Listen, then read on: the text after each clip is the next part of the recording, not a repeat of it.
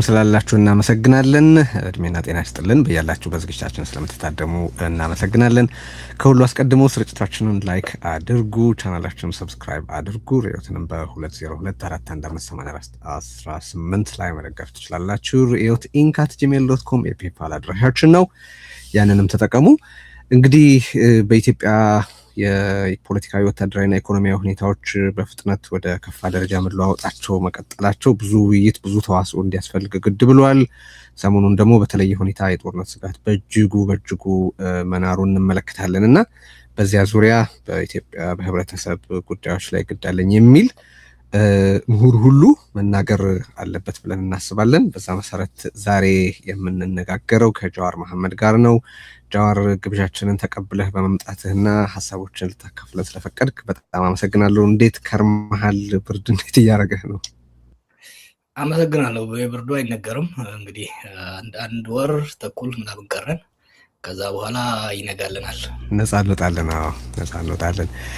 እሺ፣ ብዙ ነገር ነው የምናነሳው። እንዳልኩት በዚህ ሳምንት የፓርላማ ንግግሩ ላይ አብይ የተናገራቸው ነገሮች ብዙ ንግግር ብዙ ክርክር አስነስተዋል። አንተም በድረገጾች ላይ የጻፍከውን ነገር ተመልክቻለሁ። እሱን መሰረት አድርገን እንነጋገራለን። እሱ ብቻ ሳይሆን መሬት ላይም ደግሞ ከፍተኛ የሆነ ወታደራዊ እንቅስቃሴዎች አሉ። ፖለቲካዊም የምርጫም ጉዳይ አለ። ቀጠናው ላይ ያሉት ኃይላት አስተላለፍም በተመለከተ እንነጋገራለን። ብዙ እናነሳለን። በተቻለ መጠን ጉዳዮቹን ቶሎ ለመሸፈን ጥረት እናደርጋለን እና ከፓርላማው የአብይ ንግግርን ጀምርና አብይ ከሻዕቢያ ጋር የተጣላሁት ለትግራይ ሕዝብ ተቆርቁሬ በተፈጸመው ወንጀል ተቆጭቼ ነው ብሏል። እንደሰማኸው አንተ እንደጻፍከው በአማራና በትግራይ በኦሮሚያና በሰሜን ኃይሎች በሌሎች መካከል እንደዚህ ቅራኔ ለመፍጠር ሞክረዋልና አሚን ሄልፕ ሚ አንደርስታንድ ምንድነው ሊያደርግ እየሞከረ ያለው እዚህ ውስጥ? ሪሊ ይሄንን ስል የሚያምነኝ ሰው አለው ብሎ ያምናል ወይስ ሌላ ያላየነው ስሌት አለ?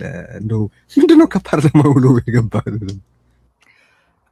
ስሜቱና ስሌቱን ማየት ያስፈልጋል። ስሜቱ ደጋግሜ እንዳልኩት ለአብይ ውሸት የታክቲካል የምትጠቀመው ለፖለቲካ የምትጠቀመው ብቻ ሳይሆን ሱስም ነው። ፓቶሎጂካል አይ ቲንክ ካልዋሸ ተናግሮ የሚረካ አይመስለኝም።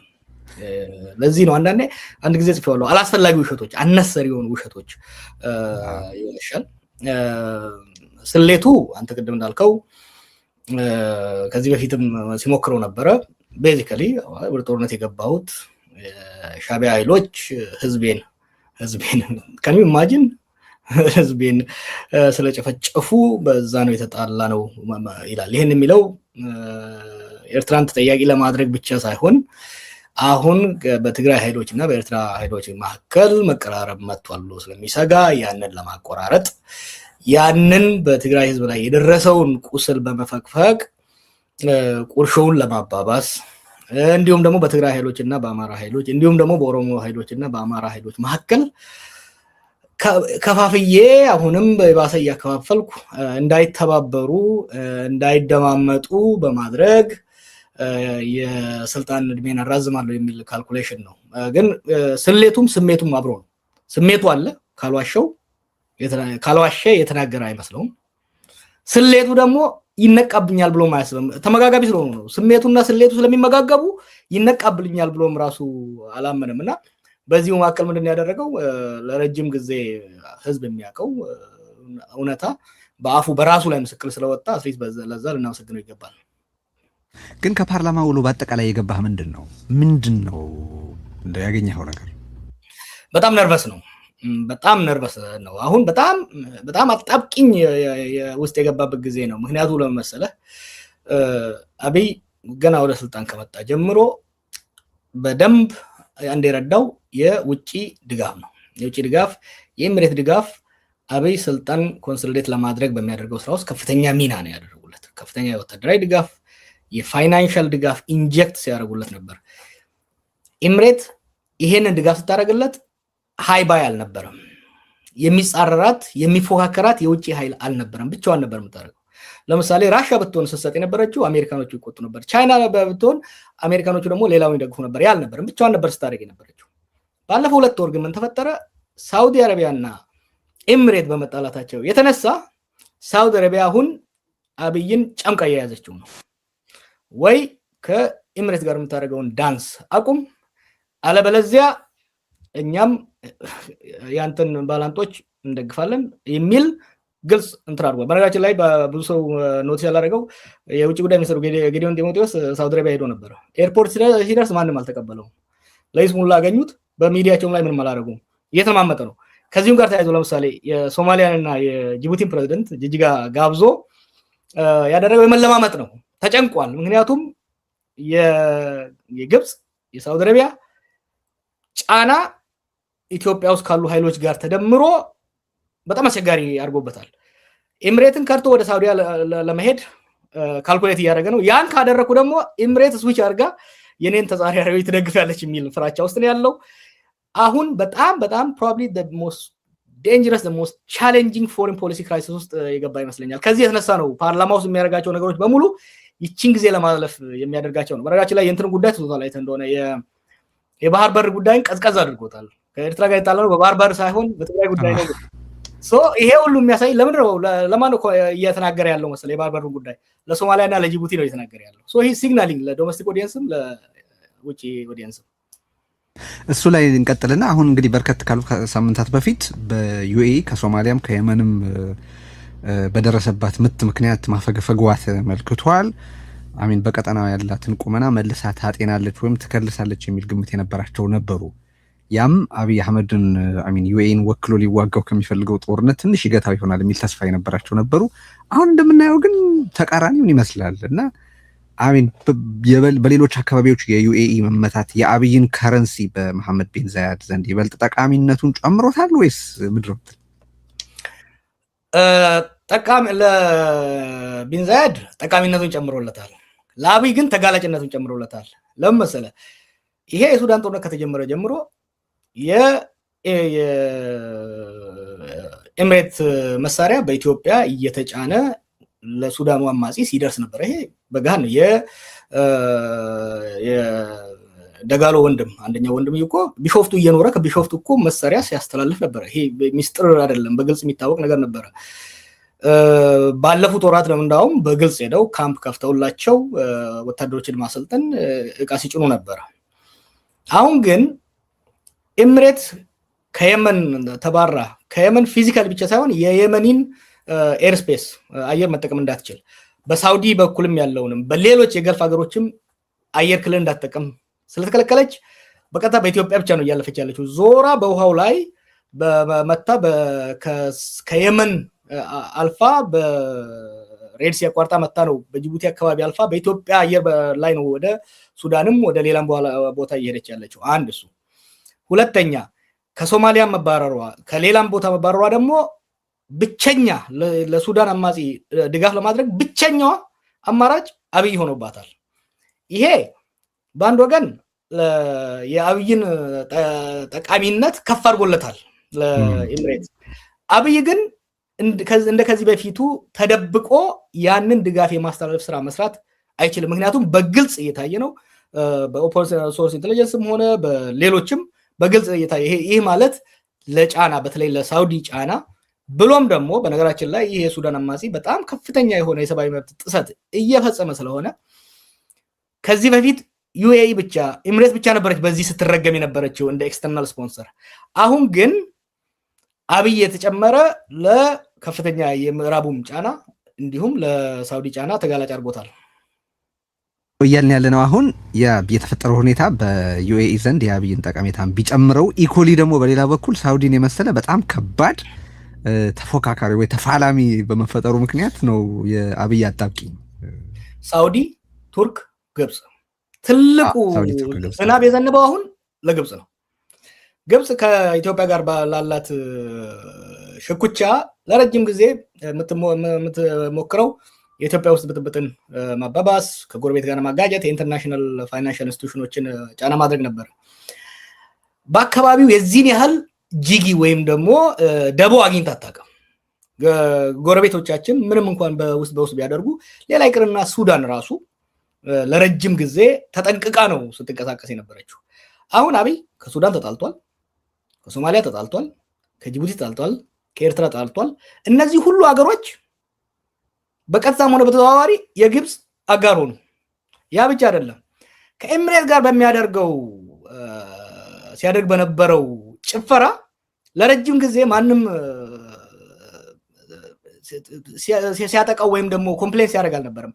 አሁን ግን ኤምሬት እና ሳውዲ በመጋጨታቸው ሳውዲ፣ ግብፅና ቱርክ በጋራ አላያንስ በመፍጠር ከኤምሬት በመቀጠል በሁለተኛ ደረጃ አብይ ላይ ነው ያነጣጠሩት። አብይ አሁን ከፍተኛ አጣብቂኝ ውስጥ ነው የገባው።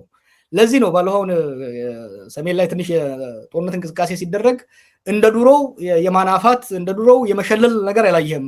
የመፍራት የመርበትበት ዜና ያለመስራት እና ጣት የመቀሰር ነገሮችን ነው እንጂ በለው ጣለው ድፋው የሚል ነገር ያልሰመረው ነው። በአሁኑ ወቅት ወደ ጦርነት ለመግባትም ከጦርነት ለማፈግፈግም ከጦርነት እንዳያፈገፍግ ኤምሬትን ሊያጣ ሆነ። ወደ ጦርነት እንዳይቀጥል ከሳውዲ እና ከሌሎች ጋር ሊጋጭ ሆነ። አስቸጋሪ ጊዜ ውስጥ ነው ያለው። እዚህ የግብፅ ቀለበት ላይ ትንሽ እንድንቀጥል ፈልጌ ነው። አሁን እየተዘገበ ያለ ነገር አለ። ለምሳሌ ኤርትራን ከሳውዲ ጋር ይበልጥ ለማቀራረብ ግብፅ ጥረት እያደረገች ነው የሚል ዘገባዎች አይተናል። ይሄ እንግዲህ ግብጾቹ ያላቸውን የሀብት እጥረት አጀንዳቸውን ለማስፈጸም በሳውዲ በኩል ማድረግ ይፈልጋሉ። ሳውዲም እዚህ ውስጥ ኢንትረስትድ ናት የሚል ነገር እያነበብን ነው።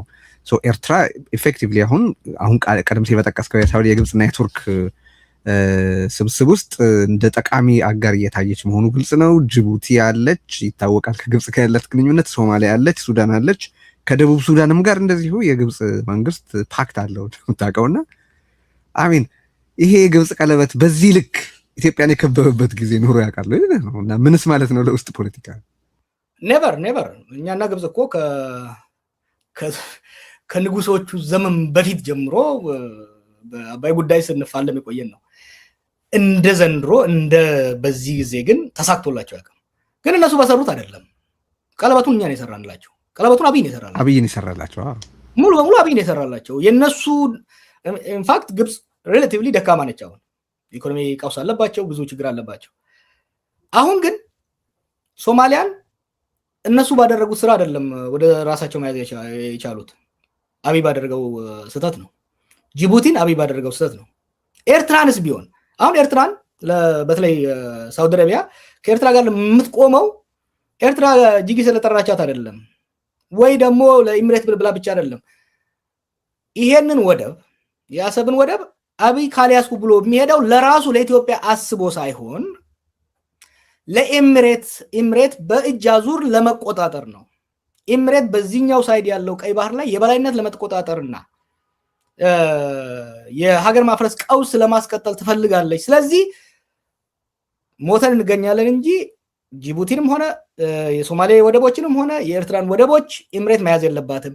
ያንን ወደብ ደግሞ ለመያዝ እየተጠቀመች ያለችው የአብይ እጅ ነው። ስለዚህ የአብይ እጅ እንዳይዝ ከኤርትራ ጎን መቆም አለብን የሚል ካልኩሌሽን አላቸው። ሪሜምበር ሳውዲዎች ዲፕሎማቲካሊ ከግብፅ ጋር ይቆማሉ በናይል ጉዳይ ለረጅም ጊዜ፣ ግን ካላቸው ሌላ የኢንትረስት አጋርነት እንጂ ከኛ ጋር ጸብ አልነበራቸውም። ሳውዲዎች ከኛ ጋር ጸብ አልነበራቸውም። አሁን ግን የኤሚሬት ቀኝ እጅ ሆነን ስለመጣን የኤሚሬት ፕሮክሲ ማንኛውን አላውቀውም ፕሮክሲ ሆነን በግልጽ ስለወጣን ኤሚሬትን እጅ የእጅ አዙር የውጊያ ሜዳ ነው የሆነው። የኤሚሬትን እጅ ለማቋረጥ የአብይን እጅ መቁረጥ ግዴታ ነው ብለው ነው እየሄዱ ያሉት እና ይሄ ከጎን ቁጭ ብላ ስታይ የነበረችውን ግብፅን ትልቋን ሳውዲ አረቢያን ሰጣት። ጎረቤቶቻችንን በሙሉ ደግሞ ከጎኗ እንድትሰለፍ አደረገ። ቤዚካሊ ኢትዮጵያን በጠላት የመክበብ የሙሉ ጊዜ ስራ ነው የያዘው አብይ ማለት የሚቻል ይመስለኛል። በዚህ አኳያ አሁን ይሄንን ሁሉን ያዝና እንግዲህ መሬት ላይ ያለውን ሁኔታ እንመልከት። ወደ ሀገር ውስጥም ወደ ውጭም እየሄድን ስለምናነሳ የሱዳንንም ነገር በጣም እንድናነሳው ፈልጋለሁኝ በተወሰነ ደረጃ። ግን አሁን እናንተ ይህንን ውይይት በምናደርግበት ወቅት በትግራይ ዙሪያ ከፍተኛ ወታደራዊ እንቅስቃሴ እየተካሄደ ስለመሆኑ እየተነገረ ነው። ማለት ወታደሮች እየተንቀሳቀሱ የጦር ቁሳቁሶች ወደ ትግራይ ወደ አካባቢ እየተንቀሳቀሱ ነው። ሰሞኑን አገዛዙ ደግሞ ህወሓትና ሻዕቢያን የሚያወግዙ ሰልፎች በተለያዩ ቦታዎች እንዲካሄዱ አድርገዋል። አዲስ አበባ ላይ ትግራይ ተወላጆችን እያሰረ ነው። በተረፈ ያው የሚዲያ ፕሮፓጋንዳውን የቅድመ ጦርነት ፕሮፓጋንዳ የምታውቀው ነው። በተለይ ደግሞ በአማራ ክልል በሰሜን ሸዋ፣ በምዕራብ ወሎና በምስራቅ ጎጃም ስልክና ኢንተርኔት ዘግቶ እየተዋጋ ነው። ኦሮሚያም ላይ እንደዚሁ ስልክ ዘግቶ የሚዋጋባቸው በርካታ ወረዳዎች አሉ። አንደኛ is there any power logic here ማለት ይህን ሁሉ የሚያብራራና የሚያገናኝ። ሁለተኛ መረጃዎችና ትንተና የሚነግሩህ ምንድን ነው? ይሄ የተሰጋው አውዳሚ ጦርነት ምን ያክል ቅርብ ነው የሚለውን በተመለከተ ይኸውልህ ወደ ከተደፋሽ አይነት ነገር ነው የሆነው አብይ። አሁን ባለፈው ዛሬ ወር አካባቢ የጻፍኩት ነበረ። የአፍሪካ ቀንድ ሀገራት በተለይ ኢትዮጵያ ሉዓላዊነቷን አሳልፋ ሸጣለች ለኤምሬትስ። አብይ በአሁን ባለው አቅምና ባለው ቁመና ከትግራይ ኃይሎችም ከኤርትራ ጋር የመዋጋት ቁመና የለውም፣ ፍላጎቱም የለውም። ነገር ግን ኤምሬት ጦርነቱን ትፈልገዋለች። ለምን በለኝ፣ በሳውዲ ድጋፍ እና በሌሎች በቱርኮች ድጋፍ፣ በግብጾች ድጋፍ የሱዳን ጦር ኃይል በሳውት ኮርዶፋን ላይ እየገፋ እየመጣ ነው። ያንን ዲፍሌክት ለማድረግ ያንን ለማስቀየስ የሸማቂ ኃይሉ ወይ ደግሞ የአማጺ ኃይሉ የአርኤስኤፍ የሐመቲ ጦር ደግሞ ጫና መፍጠር መቻል አለበት በኢትዮጵያ ድንበር በብሉ ናይል አካባቢ። በብሉ ናይል አካባቢ በኢትዮጵያ ውስጥ የሰጠው ወታደሮች ጥቃት ከፍተዋል። ያ ብቻ በቂ አይደለም። የአርኤስኤፍን ጦር ለማትረፍ ወይም ደግሞ የበላይነት እንዲይዝ ለማስቻል ሱዳን ውስጥ እየተንቀሳቀሱ ያሉ ከዚህ በፊት አይ ቲንክ አርሚ 70 ነው የሚባሉ መሰለኝ የህወሓት ተዋጊዎች አሉ። ኢትዮጵያ ውስጥ ጦርነት በማስከፈት አንድ የህወሓት ጦር ወደ ኢትዮጵያ ፎከስ እንዲያደርግ እንዲሁም ደግሞ የኤርትራ ኃይልም የሱዳን ኃይል እየደገፈ ነው ብሎ ስለሚጠረጥሩ የኤርትራም ኃይል በራሱ ጦርነት ተጠምዶ ከሱዳን እጁን እንዲያወጣ ይፈልጋል ኤምሬት። ኤምሬት አብይ እንደምንም አድርጎ ሰሜን ኢትዮጵያ ላይ ጦርነት እንዲጀምር እየገፋቸው ነው። ይሄ ባለፉት ወራት እየገፉ ነበር፣ ሪዚስት እያደረገ ኳሷን እያንደባለ ነበር። አሁን ግን አርኤስኤፍ ከፍተኛ ጫና ውስጥ እየገባ ስለሆነ በተለይ ደግሞ ሳውዲ ኃይሏን ጨምራ ከመጣች ወዲህ የሱዳን አማጺ ከፍተኛ ጫና ስር ስለገባ ያንን ጫና ለማቃለል የግድ ኢትዮጵያ ውስጥ ጦርነት መጀመር አለባቸው። ምን አሁን ቅድም መጨረሻ ላይ ስላነሳው ልምጣለን። ለምንድን ነው ሰሜን ሸዋ፣ የአማራ ክልል ሰሜን ሸዋ፣ ኦሮሚያ ሰሜን ሸዋ፣ ወሎ ላይ ሰሞኑን ኢንተርኔት አጥፍቶ ከፍተኛ የአየር ድብደባ እየተካሄደ ያለው? ሰላሌ ላይ፣ ምዕራብ ሸዋ ላይ፣ ደቡብ ምዕራብ ሸዋ ላይ በኦሮሚያ ውስጥ ይሄ እየተደረገ ያለው ማለት ነው። የላኛውን ጦርነት ከትግራይ ኃይሎች እና ከኤርትራ ጋር ጦርነት ከገባው አዲስ አበባ ቅርብ ያሉት አማጽያኖች ጫና እንዳይፈጥሩበት አስቀድሞ የማዳከምና የማቃለል ስራ ነው እያደረገ ያለው። ብዙ አሁን በስፋት በዲፕሎማቶች ወገን እየተወራ ያለው ከአፍሪካ ዩኒየን ስብሰባ አይ ቲንክ ከሳምንት በኋላ ያ ከተጠናቀቀ በኋላ ወደ ጦርነት እንገባለን የሚል ነገር ነው እየተናገሩ ያሉት የአብይ መልእክተኞች ማለት ነው። እና አሁን የምታየው አብይ ሳይወደው በአዛዦቹና በአሽከርካሪዎቹ የኤምሬት ሰዎች ተገፍቶ ወደ ጦርነት እየገባ መሆኑን የምናየው። ኦኬ ሰው ኦሮሚያ ላይ በተደጋጋሚ ዘመቻ አድርጎ ያላጠፋውን ኦኤልኤ አሁን በቀናት እድሜ አጠፋዋለሁ ወይ በጥቂት ሳምንታት ጊዜ ውስጥ እድሜ አጠፋዋለሁ ማለትን በአማራ ክልል ላለፉት 2 ዓመታት ተዋግቶ ያላሸነፈውን ፋኖን አሁን በቀናት ወይ በሳምንታት እድሜ ውስጥ አሸንፈዋለሁ ማለትን የትግራይ ውስጥ የትግራይን ጦርነት የምታውቀው ነው። በጣም ከፍተኛ ውድመትን ቢያደርስ ግን የአብይ ግብ ቢያንስ በማዕከላዊ እንትን በኩል ይባል የነበረው ኢፌክቲቭሊ ከፖለቲካ ካርታ ውጪ ዞር ማድረግ ከነበረ እሱም እንዳልተሳካ እንመለከታለን። እና ቅድም እንዳነሳው አውቃለሁ፣ ግን ማድነሱ ምንም አይነት ሜተድ ስለማላይበት ነው ደጋግሜ የምጠይቅህና ይሄንን ግብ አሳካለው የሚል ነው ግባቸው። ምን የተለየ ሁኔታ ስላለ አሁን ይሄ ይሳካልናል ብለው እያሰቡ ነው? ይሳካል ጀነራሎቹ ይሳካል ብለው አያምኑም። እሱ ግን ቢያንስ የሆነ ነገር እየሰራው ነው ብሎ ለጌቶቹ ለአቡዳቢ ሪፖርት ማድረግ መቻል አለበት።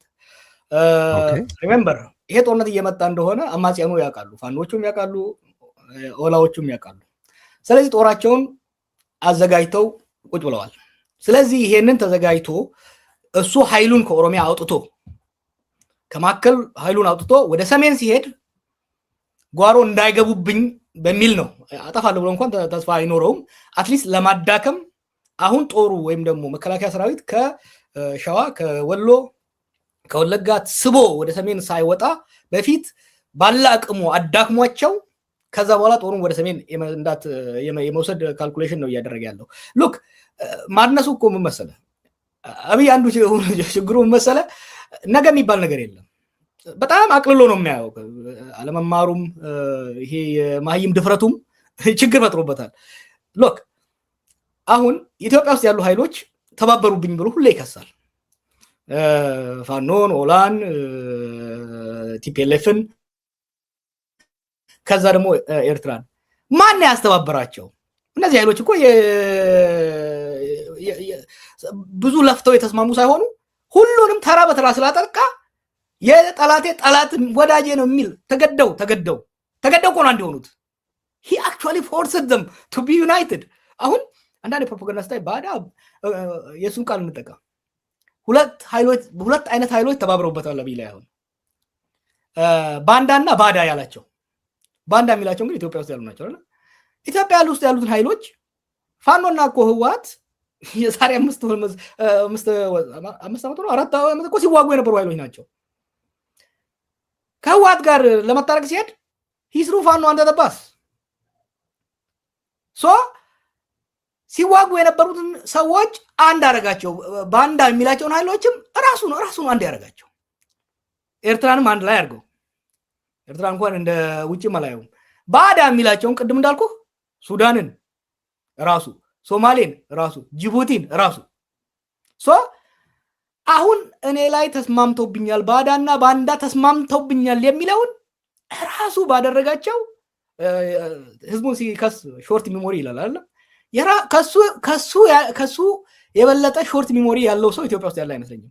አሁን እዚህ ጣጣ ውስጥ ገብቶ ነው እየተንከራተተ ያለው። ባዳና ባንዳ ሲል እንግዲህ ራሱን ፊት የሚያደርጉት ቃላት ካልሆነ በስተቀር በሱ ልክ የኢትዮጵያን ብሔራዊ ጥቅም የሸጠም ምን ኖሩን እርግጠኛ አይደለሁም እውነት ለመናገር እና በዚህ ልክ የገዛ ራሱን አገር የጠላት ሀገር ይመስል ብሪክ ባይ ብሪክ የሚያፈርስ መሆኑን ስናይ ባዳና ባንዳ የሚለው ስም ለሱ ብቻ ነው ለሱ ነው በትክክል ፊት የሚያደርገው ነው ብዬ የማስበው። እና ኦሮሚያ ላይ ስላለው ሁኔታ እስቲ እናውራ። ማለት ብዙ ጊዜ ከግምት ፖለቲካዊ፣ ወታደራዊ ወይም የሰብአዊ መብት ጥሰቶችን በተመለከተ ሲነሳ በኦሮሚያ ውስጥ የሚፈጸመው በጣም ሰፊ የሰብአዊ መብት ጥሰት አይነገርም። ወታደራዊ እንቅስቃሴውን በስፋት ሲዘገብ ቢያንስ እኔ አልመለከትም። ያው በኦሮምኛ ቋንቋ በሚሰሩ ሚዲያዎች ላይ በስፋት እንደሚዘገብ እገምታለሁ። ግን ይሄ በሌሎች ቋንቋዎች በሚደረጉ ዲስኮርሶች ላይ ብዙ ሲነሳ አይስተዋልም። እኔም በተለያየ ጊዜ ባካችሁ ኦሮሚያ እየሆነ ስላለው ነገር መታችሁ ነገሩን እያልኩ ጥሪ ያደርጋለሁ እና ይህን አጋጣሚ ልጠቀም። ኦሮሚያ ስላለው ፖለቲካዊ ሁኔታ፣ ወታደራዊ ሁኔታና በተለያየ ጊዜ የገለጽከውም ቢሆን የሰብአዊ መብት ጥሰቱ ስለቀጠለ ያንን በተመለከተ የፖለቲካ ምህዳሩን፣ ኢኮኖሚውን፣ ወታደራዊ ሁኔታውንና የሰብአዊ መብት ጥሰቱን በተመለከተ እስቲ ንገረን። ኦሮሚያ ምን እየሆነ ነው አሁን? ኦሮሚያ ዳቋል እኮ። የሚያሳዝነው ባለፈው ከአንድ ጋር ስንወያይ የኦሮሞ ህዝብና ኦሮሚያ ውስጥ ያለ ህዝብ በሁለት መልኩ የተጎዳው። በአንድ ወገን አብይ በፈጠረው ጦርነት እየተወቀጠ ነው፣ እያለቀ ነው፣ እየረገፈ ነው። በሌላ ወገን ደግሞ አብይ ኦሮሞ ጉያ ውስጥ ተወሽቆ በኦሮሞ ህዝብ ከሌላው ጋር በሚያደርገው ግጭት ጠላት በየጎኑ አብስቶበታል።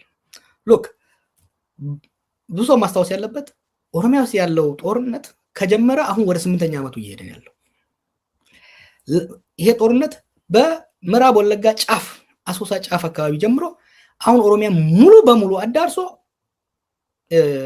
የደጋው አርሲ፣ የምዕራብ ሐረርጌ፣ 4ቱ የሸዋ ዞኖች ወድመዋል። ህዝቡ ጦርነት ሰልችቶት ጦርነት አድቅቆት የቻለው ትንሽ ገንዘብ ያለው ጥሎ ወደ ከተማ ገብቷል። ገበሬው ግን ልጆቹን አጥቶ ንብረቱን አጥቶ በህይወት የተረፈው በፈጣሪ እጅ ነው ያለውና ኦፍኮርስ አይዘገብም፣ ኦፍኮርስ ሽፋን አያገኝም። ግን ኦሮሚያ ውስጥ ያለው ሰፈሪንግ በነገራችን ላይ ሌላ ጊዜ በስፋት እንጫወታለን። ኦልሞስት አፓርታይድ አይነት አገዛዝ ነው ኦሮሚያ ውስጥ እየተደረገ ያለው። ኦሮሚያ ውስጥ ያሉ ህጎች ሌላ አካባቢ ያሉ በግብር እንዴት? እስቲ እሱን ንገረን። እኔ እኮ በጣም እሱን ነው ማወቅ የምፈልገው። በጣም ጥሩ። ለምሳሌ ከህዝብ የሚሰበሰበው ገንዘብ 17 የተለያዩ አይነት ስሞች ቡሳ ጎነፋ ከዋናው ግብር ውጪ ማለት ነው። የቡሳ ጎነፋ፣ የሚሊሻ ልብስ፣ የሚሊሻ ምግብ፣ የኮሪደር፣ የፓርቲ መስሪያ ቤት 17 አይነት መዋጮ ይሰበሰባል። ይሄ መዋጮ ግን የሚሰበሰበው በማባበል በማግባባት አይደለም። አልከፍልም ካልክ ትገደላለህ። ማአት ሰዎች ስለጥፍ ነበረ የሚሊሻ ገንዘብ መክፈል ስላልቻሉ የፓርቲ መስሪያ ቤት መክፈል ስላልቻሉ መታሰር አይደለም የተገደሉ ማአት ሰዎች አሉ። ምዕራብ ሐረርጌ ላይ፣ አርሲ ላይ፣ ወለጋ ላይ አንድ እሱ። ሁለተኛ በኢኮኖሚ ላይ የገዢው ፓርቲ የፈጠረው ሞኖፖሊ አሁን የኦሮሚያ ሶቨሬን ፈንድ የሚል ፈጥረዋል። አዳማ ቢዝነስ ግሩፕ የሚል ፈጥረዋል። ይሄ እነ ሽመልስና እነ አብይ ከተወሰኑ ግብረ አበሮቻቸው ጋር ያቋቋሙት ድሮ ህዋት ላይ ኤፈርት ብለን ስንከሰው የነበረውን አሁን በየቦታው አቋቁመው ኮንስትራክሽን፣ የውጭና ገቢ ንግድ፣ ግብርና ለምሳሌ አርሲና ባሌ ነው ታዲያ ትልቅ የእርሻ መሬት ያለው ኦሮሚያ ውስጥ አብዛኛውን መሬት ቡሳ ጎንፋ በሚል የህዝብ እርዳታ መሆኑ እኮ ነው ወስደውት የመንግስት እርሻንም የገበሬም እርሻ ወስደውት ህዝቡን አፈናቅለውታል። እየተባለ ያለው ይሄ እርሻ አሁን ለስሙ በመንግስት ተይዞ ከዛ በኋላ ለኤምሬት ተላልፎ የሚሰጥ ነው። እና ኦሮሚያ ውስጥ ያለው ግድያው፣ እስሩ በግልጽ እኮ ነው። አይደው ሰምተህ እንደሆነ ሽመልስ አንድ ጊዜ ቀርቦ መሬት ስናፈናቅል ለተለያየ ስራ ስናፈናቅል ካሳ የመክፈል ግዴታ የለብንም እና ሌላው አካባቢ ካለው የበለጠ ጭቆናው ኦሮሚያ ውስጥ እኮ ያሉ እስር ቤቶች በነገራችን ላይ ቅድም ለልደቱ ስለገሩ ነበር። ቢሾፍቱ ያለው የልደቱ የተወሰዱት ቤት አለ አይደል? የቶርቸር ቻምበር አድርገውታል። በትምህርት ቤቶች ኦሮሚያ ውስጥ አሁን ያለው we are not exaggerating ቴዲ በአያቴ የኃይለ ሥላሴ መንግስት ታገለ፣ አባቴ የደርግን ታገለ፣ እኔ ወያኔ ስታገል ነበር። በእነኛ ዘመን ሁሉ አሁን ኦሮሚያ ውስጥ ያለው አይነት መከራ የመንግስት ብልግና፣ እንደ መንግስት ትገደላለህ፣ እንደ ግለሰብ ትዘረፋለህ፣ እንደ ትዋረዳለህና ኦሮሚያ ውስጥ ያለው እኮ I don't know how to explain it is totally different። ደቡብ ውስጥ ጭቆና አለ፣ አፈና አለ፣ ግን እንደዚህ አይነት መዳፈርና ምክንያቱም አስቀድሞ የተናገሩት ነገር ስለሆነ ኦሮሚያን ረግጠን ከገዛም በኋላ ሌላውን ኦሮሚያ ላይ ቆመን ሌላውን መከላከል፣ ኦሮሚያን ረግጦ የመስበር ሌላውን ደግሞ በተቻለ መጠን የመከላከል ስራ ነው የምንሰራው ብሎ ስለሄዱ ኦሮሚያ ላይ በጣም ከፍተኛ የማድቀቅና የማውደም ስራ ነው የሰሩት። ኦኬ አሁን የማይመጣጠንልኝ እኮ መሰለ ይሄ እንደሚሆን እገምታለሁ። እውነት ለመናገር በብዙ መልኩ የሚወጡ ሪፖርቶችን ለመከታተል እሞክራለሁኝ። የሚጻፉ ነገሮችንም ሰዎችንም ለመጠየቅ የሆነ አንደርስታንዲንግ እንዲኖረኝ እሞክራለሁ። ግን በዚህ ደረጃ እየተቀጠቀጠ ያለ ህዝብ ህመሙ ሊቁን ለምን በዛ ልክ በፖለቲካ እንቅስቃሴ ውስጥ አክቲቭ አላደረገውም? እንግዲህ በአሰርሽኑ የምትስማማ ከሆነ ማለት ነው። ምንድን ነው የነካው ታዲያ ኢሊቱ? ለምንድን ነው በዚህ ልክ ያለውን የህዝብ ስቃይ ከዚህ በፊት በጣም አክቲቭ የነበረ በጣም የተደራጀ የነበረ ከፍተኛ ድምፅ የነበረው ነው ለዓለም ህብረተሰብ ይሄ እንዲታወቅ ለማድረግ ሚዲያዎች እንዲዘግቡት ለማድረግ ሌሎች ኢትዮጵያውያን ይሄን እንዲያውቁት ለማድረግ በጣም የተዳከመ አይመስልም? ምንድነው ምክንያቱ? የተለያዩ ምክንያቶችን ብዙ ምክንያቶችን መደርደር እንችላለን። ዋና ዋናዎቹን ብቻ ልጥቀስልህ። አንደኛ የሙቭመንት ኤግዞስሽን ላለፉት 50 ፕላስ ዓመታት ትግል ውስጥ የቆየ ህዝብ ነው። ኤግዞስት አደረገ። ትግል ሲራዘም ኤግዞስት አሁን ትግራይ ውስጥም እያየው ነው። በራቸው ላይ ትግራይ ውስጥም ኤግዞስሽን እየመጣ ነው። ይሄ ትግል ውስጥ ስትቆይ ህዝብ ትግል ትታገልና ለውጥ ታመጣለህ። ያ ለውጥ ግን የምትፈልገውን ፍሬ አላፈራ ሲል ተስፋ የመቁረጥና በቃ እጅ መስጠት ስርዓቱን ስለወደድከው ሳይሆን ኤግዞስትድ የመሆን የመዳከም የመሰላቸት ነገር አንድ አለ። ሁለተኛ የኦሮሞ ትግል ከሌላ ወገን በመጡ ገዢ ቡድኖች ላይ የተቀረጸ ነበር ለረጅም ጊዜ። አሁን ከአብራኩ የወጡ ሰዎች ስልጣን በመያዛቸው ክፍፍል ፈጥሯል። ምን አይነት ክፍፍል ፈጠረ? አንደኛ አሁን ኦሮሞ በሁለት ቦታ ብቻ ነው የተከፈለው፣ የሚበላና የሚበላ። ከአብይ ጋር ተለጥፎ ሀገር የሚዘርፍ እና በእነ አብይ የሚዘረፍ የሚገደል የሚበላ። the division is only two between the haves and the have-nots። አሁን haves ምንላቸው እየበሉ ያሉትም እየተበሉ ያሉትም ለመታገል ትንሽ የሚያስቸግራቸው ነገር አለ። ሌላው ኤሊት መረዳት አለበት። ምንድነው? በአንድ ወገን ቅድም ያልኩህ ኤግዞሽን አለ። በሁለተኛው ግን ለውጥ ቢመጣ ነገሮች ይሻሻላሉ ወይስ ይባባሳሉ የሚል ክርክር አለ። ይሄ ስቴት በእኛ ስም ነው ይሄ ሰውዬ ስልጣን ላይ ያለው። ይሄ ሰውዬ ቢወገድ ይቺ ሀገር በእኛ ስም መፍረሷ ነው ወይ? are things going to be better or worse? አንድ እሱ ነው። ሁለተኛ ከሌሎች እየታገሉ ያሉ ኃይሎች በተሳሳተ መልኩ አብይን ከኦሮሞ ጋር አያይዘው ሲያደርጉ የነበረው እንኳን የተሻሻለ መጥቷል ባለፈው አንድ ዓመት ሲያደርጉ የነበረው ዘመቻ